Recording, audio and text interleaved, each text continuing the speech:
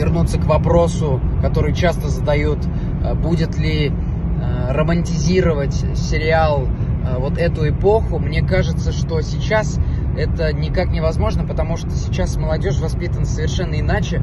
Даже если взять в пример меня, а я отношу себя к молодежи, я воспитан абсолютно по-другому, потому что я с самого детства я не понимал насилия и был против насилия. Я всегда был за какую-то демократию, за какой-то диалог. Поэтому, мне кажется, сейчас все так воспитаны, и никому не придет в голову собраться также в какую-то компанию и пойти там избить кого-то или устроить массовую драку.